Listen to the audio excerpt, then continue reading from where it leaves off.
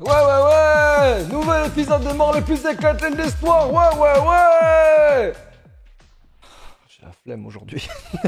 Comment ça va YouTube? Les amis, bienvenue dans ce nouvel épisode des morts les plus éclatées de l'histoire. Le concept dans lequel je vous raconte l'histoire des gens qui sont morts de manière un peu conne et où on les classe dans une tier list parce qu'on est des gens bien.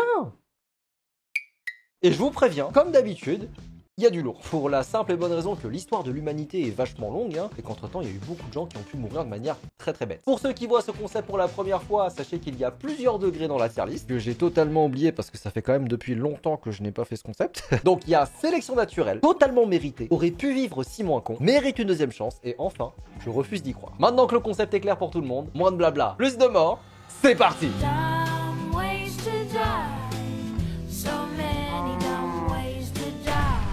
Gary Allen. Les amis, vous savez, des fois dans la vie, on peut faire des erreurs. Ça nous arrive à tous de pas faire attention un petit peu à ce qu'on fait à la maison et ça conduit à des accidents domestiques. Et puis il y a Gary, qui lui, je sais pas, mais il a battu tous les records. Donc notre histoire, elle a lieu en 2012 à Havelock, en Caroline du Nord. C'est une ville qui est plutôt chill, il y fait bon vivre, même si on se fait un peu chier. Genre la plus grosse attraction là-bas, c'est une base aérienne des Marines là-bas. Pas une grosse ambiance, mais vas-y. Au moins ils ont un spectacle aérien chaque année.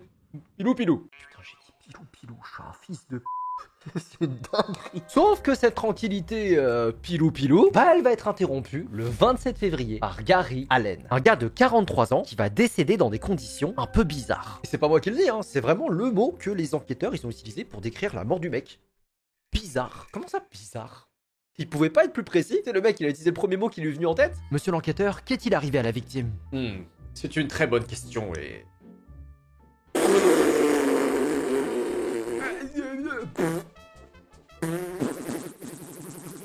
Et du coup, la question, forcément, c'est qu'est-ce qui s'est passé? Et la réponse, elle est simple. En fait, si vous voulez, alors qu'il rendait visite à un pote chez lui, Gary se serait servi un verre de whisky qu'il aurait bu, puis qu'il aurait recraché tout de suite. La raison? Parce qu'en fait, c'était pas du whisky, mais de l'essence. Bah quoi, vous stockez pas votre samplon dans une bouteille de Jack Da, vous? C'est bizarre. Bon allez, blague à part, qu'est-ce que foutait de l'essence dans une bouteille de whisky? Qu'est-ce que cette bouteille foutait dans la cuisine? Et enfin... Mais il a pas vu la différence de couleur qu'on a versé dans le verre. En fait, j'ai trop de questions. Naturellement, après ça, Gary, il est pas bien. Il est couvert d'essence de partout. Il en a plein la bouche et les vêtements. Et le goût est dégueulasse. Mais finalement, c'était plus de peur que de mal. Donc, lui et son pote décident plutôt d'en rire, et d'aller se griller une clope dehors. Se griller une clope alors que t'as de l'essence partout, genre. Je me demande comment ça a pu finir. Putain, mais quand il y avait écrit fumez-tu sur le paquet, je pensais pas à ça, moi. Oh là là. Bon, alors, mon cher Gary, où est-ce qu'on va te mettre dans la tier list avec cette histoire? Alors les gars, moi en vrai perso, je vais le mettre dans aurait pu vivre aussi moins con. Parce qu'en fait, Gary...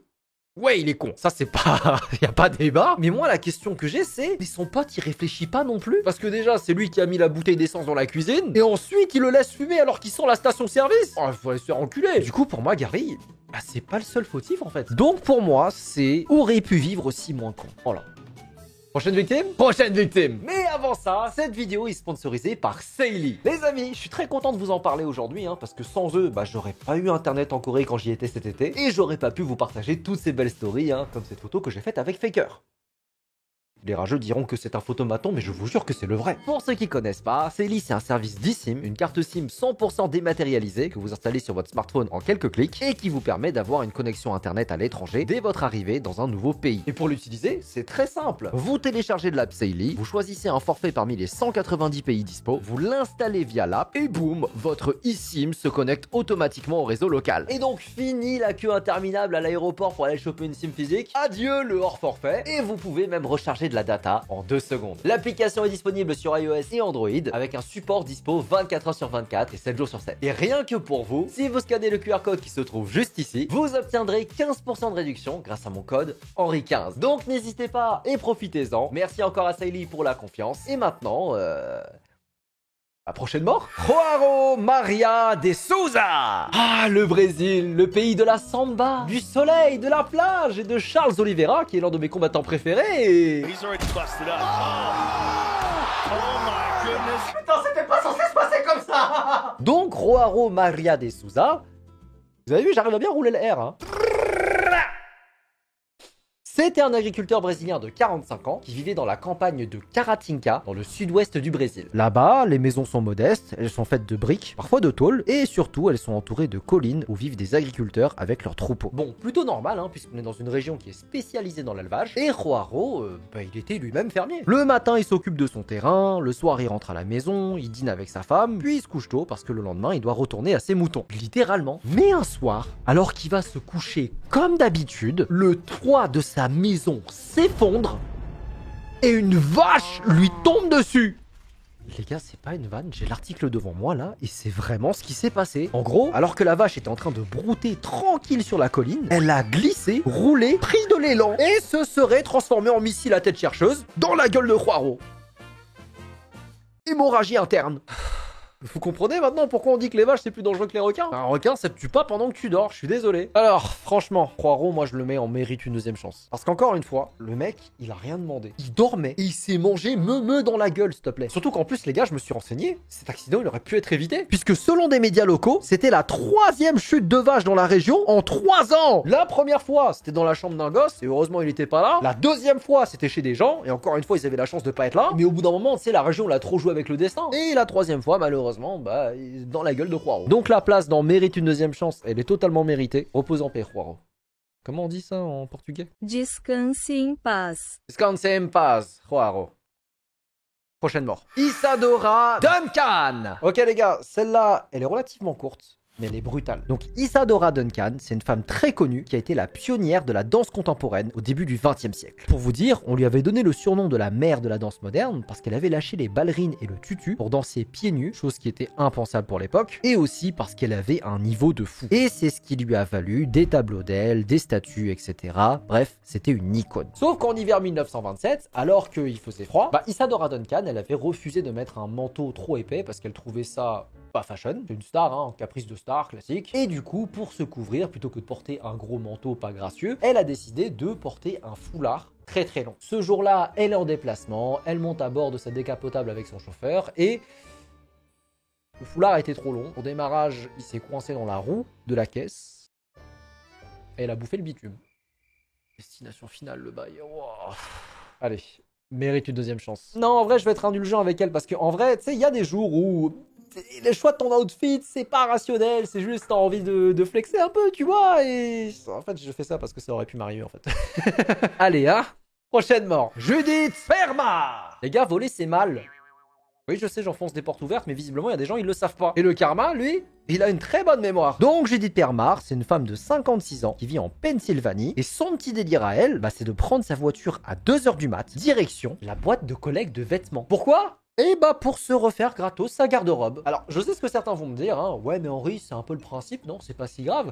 En fait, si, un peu. Parce que les vêtements qui sont dans ces boîtes, elles sont à destination d'associations qui ensuite, elles, redistribuent les vêtements aux personnes qui sont dans le besoin. Et le but, c'est pas que des gens viennent faire leurs courses gratis, en fait. Donc, on est bien sur du vol. Et Judith, elle se régalait. Hein. Judith, elle y allait tout le temps. Et tous les jours, c'était les soldes. Sauf qu'une fois, ça va mal finir. Puisque dans la nuit du 4 au 5 février 2017, alors que la quinquagénaire faisait encore une fois ses petites emplettes, elle a eu un petit accident. En gros, l'escabeau sur lequel elle se tenait pour plonger sa main dans la boîte pour chercher les vêtements, il aurait glissé. Et en basculant, Judith se serait coincé le bras dans la boîte à cause du système anti-vol et est restée suspendue, les pieds dans le vide. Et malheureusement, elle est restée comme ça, par moins 5 degrés, toute la nuit. Et c'est devenu une Häagen-Dazs. Allez, hein, totalement mérité. Vous pouvez dire ce que vous voulez. Moi, j'ai un peu du mal à être empathique envers des voleurs. Voilà. Prochaine victime?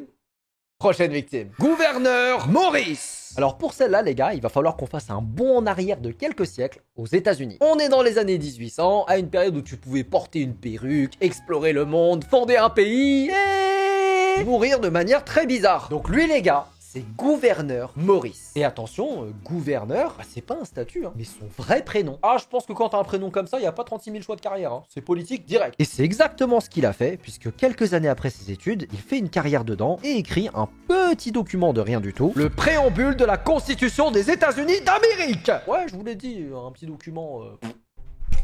Putain, merde, j'ai perdu mon micro. Carrément, le micro, il est choqué.